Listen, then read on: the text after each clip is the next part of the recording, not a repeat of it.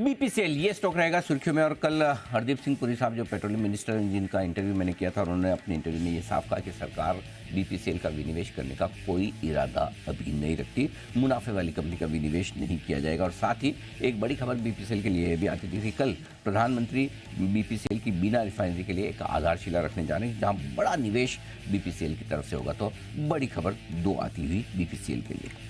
Granules और IOL chemicals हमारी exclusive खबर है। थोड़ी देर में आपको पूरी डिटेल्स देंगे, बट मैं आपको हिंट दे देता हूं।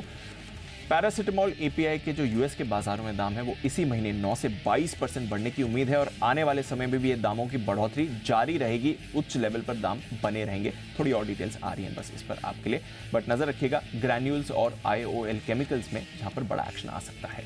KEC इंटरनेशनल, यहाँ पर एक ऑर्डर मिला है कंपनी को 1012 करोड़ का। सिविल बिजनेस, T&D और केबल सेगमेंट से मिले हैं orders.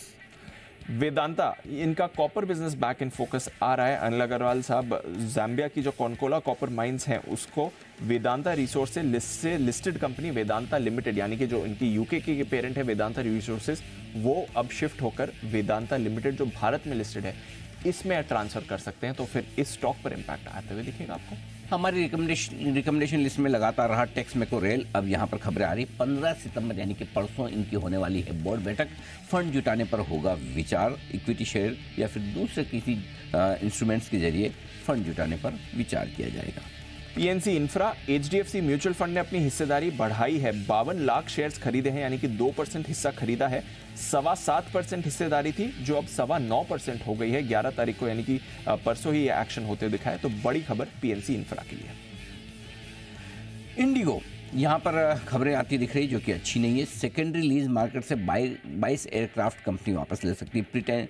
Pratt and Whitney issue, जो इंजन के जो पुराने इशू थे, अब वापस से आते हुए दिख रहे हैं। और इंजन की दिक्कतों के चलते A320 एयरक्राफ्ट जो हैं ये वापस लिए जा सकते हैं। न्यू एयरबस एयरक्राफ्ट के ग्राउंड पे होने के चलते कंपनी लीज से इन एयरक्राफ्ट को बाहर भी कर सकती है।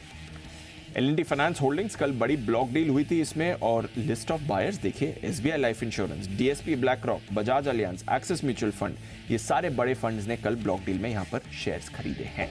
Shyam Metalics offer for sale हो चुका है। पूरा रिटेल का हिस्सा 70% से ज़्यादा भरा है और नॉन रिटेल का हिस्सा करीबन 3.5 गुना। ओवरऑल दोनों मिलाकर इशू ओवर। और ब्रोकरेज रिपोर्ट्स के दम पर दो स्टॉक्स पर रखी नजर। एक तो stock of the day, city ने बाटा पर सेल कॉल दी है। 1310 का टारगेट है, हमारी सेल कॉल भी है आज। और एमसीएक्स लंबे समय बाद एक अच्छी रिपोर्ट इस पर आई है, अपग्रेड आया है यूबीएस की तरफ से, बाय रेटिंग है। 1950 का टारगेट बढ़ाकर इन्होंने 2100 कर दिया है।